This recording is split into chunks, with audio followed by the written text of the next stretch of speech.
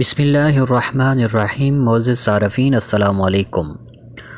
وزیر خارجہ مخدوم شاہ محمود قریشی کی زیر صدارت سعودی عرب میں مقیم پاکستانی کمیونٹی کے ساتھ ویڈیو لنک کے ذریعے ٹاؤن ہال اجلاس ہوا۔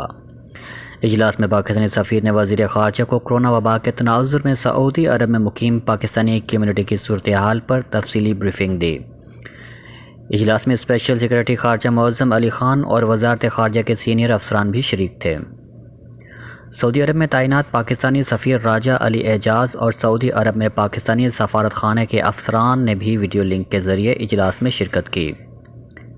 سفیر راجہ علی اعجاز نے وزیر خارجہ کو کرونا وبا کے تناظر میں سعودی عرب میں پاکستانی کمیونٹی کی صورتحال پر تفصیلی بریفنگ دیتے ہوئے بتایا کہ سعودی عرب میں 150 پاکستانی کرونا وائرس سے متاثر ہوئے، جبکہ 30 پاکستانی اپنی زندگی کی بازی ہار گئے۔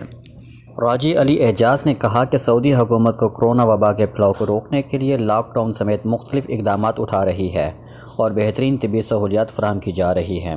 اللہ تعالیٰ سے دعا ہے کہ اللہ تعالیٰ جلد اس موذی وبا سے ہم سب کو نجات عطا فرمائے۔ اللہ تعالیٰ ہم سب کا حامی و ناصر ہو۔ السلام علیکم ورحمۃ اللہ وبرکاتہ۔